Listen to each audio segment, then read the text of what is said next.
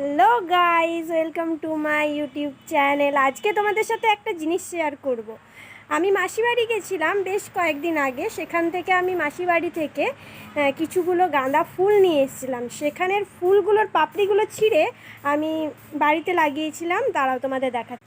এই যে এখানে লাগিয়েছিলাম, কিন্তু এখানে দেখতে পাচ্ছ এখানে ছোট্ট ছোট্ট গাঁদা গাছ বার হয়েছে পাপড়িগুলো থেকে, কিন্তু এখানে আশা করি বাড়বে না। তাই মা কী করলো, একটা টব বানিয়ে এই যে দুটো গাছ বেশ বড় হয়েছে এখানে লাগিয়ে দিল।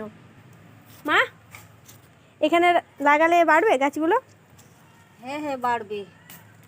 এই যে মা আবার জল স্প্রে করে দিচ্ছে। এগুলো কি দিচ্ছে, জল না অন্য কিছু? এটা ওষুধ। কি ওষুধ? যাতে পোকা না লাগে, ও ওই জন্য এগুলো দেওয়া হচ্ছে। আচ্ছা, আমার গাছগুলো যদি বেঁচে যায় তাহলে তোমাদের সাথে অবশ্যই শেয়ার করব, আর ফুল ধরলে তো দেখাবই। আর তোমাদের বাড়িতে কি কি ফুলের গাছ আছে অবশ্যই কমেন্ট করে জানিও। কি? ও হ্যাঁ, আমাদের বাড়িতে কাঁঠাল গাছ আছে, তো সেখানে কাঁঠাল ধরছে, এঁচড় ধরছে। পাকলে তো কাঁঠাল।